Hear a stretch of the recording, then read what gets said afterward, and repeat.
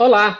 Você acabou de clicar na minha série Vida de Engenheiro nos Estados Unidos. Nessa série, eu vou compartilhar com vocês todo o processo de transferência de um engenheiro que vem do Brasil para os Estados Unidos, a parte burocrática e também a parte de adaptação aqui, a questão da adaptação com a língua, com a cultura, com as pessoas e tudo mais.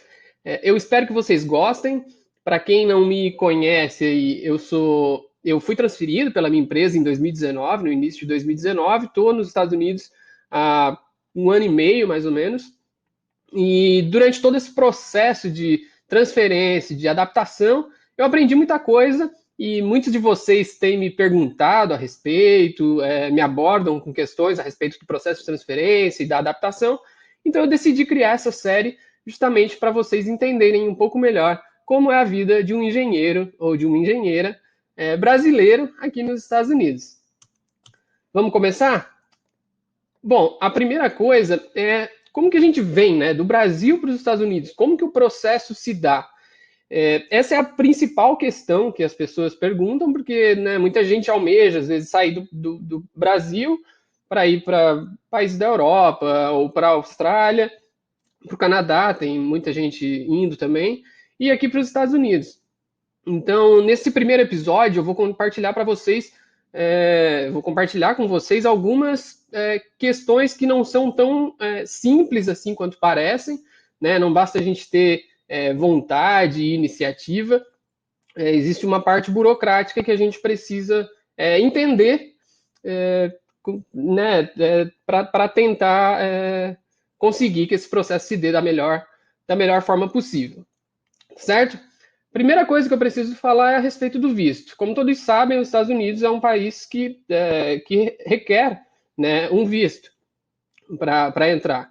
Então, o visto que você tem de turista, ele não serve para você trabalhar. Para você trabalhar como engenheiro ou engenheira nos Estados Unidos, você tem que ter um visto específico.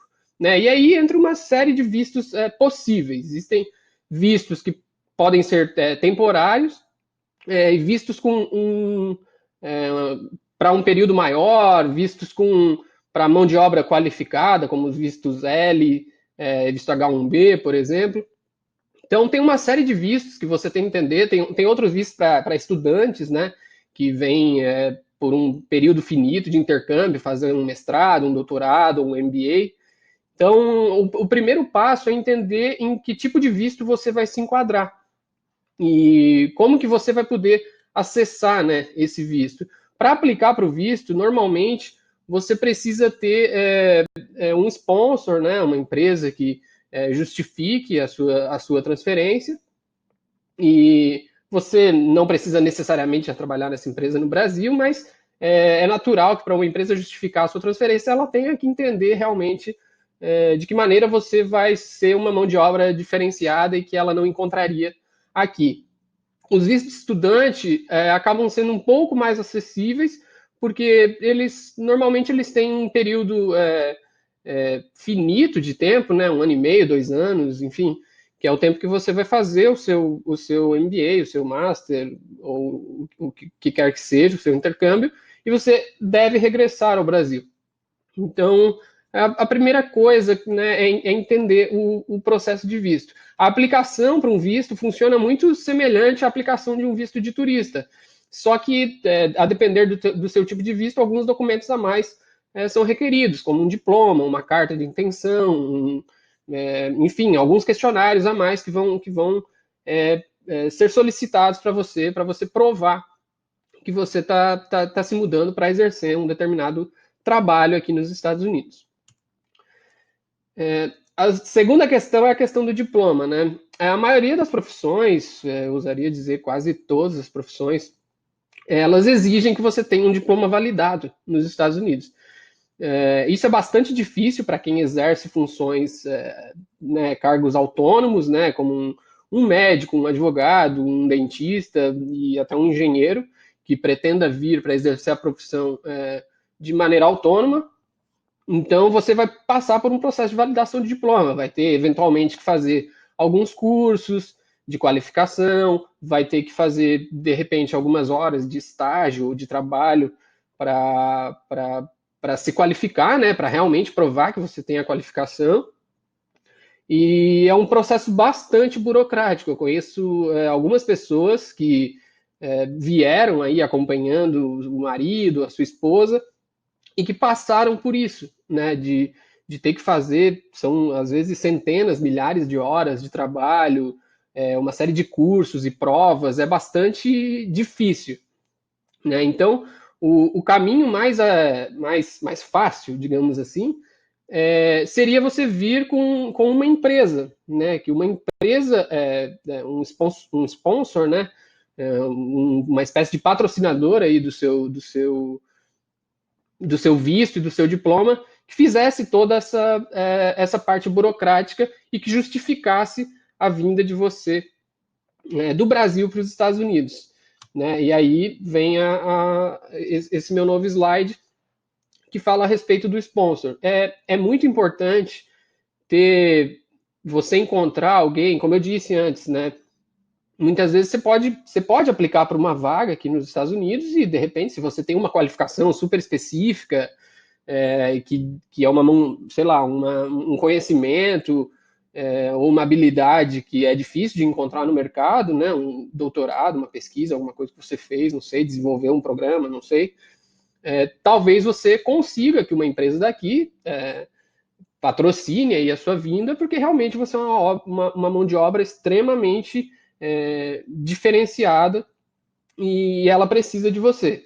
Né? Mas o mais adequado, o caminho mais natural é que você já trabalhe numa empresa no Brasil e que depois de você se provar para a empresa no Brasil, encontrar os caminhos dentro da sua própria empresa e oportunidades que teriam aqui nos Estados Unidos, é mais natural que você venha com um sponsor onde você já tenha se provado, já tenha construído ali, né, ou dado o start na sua carreira. É o caminho mais natural. Então, a minha dica aí para encerrar esse primeiro episódio é que você comece no Brasil.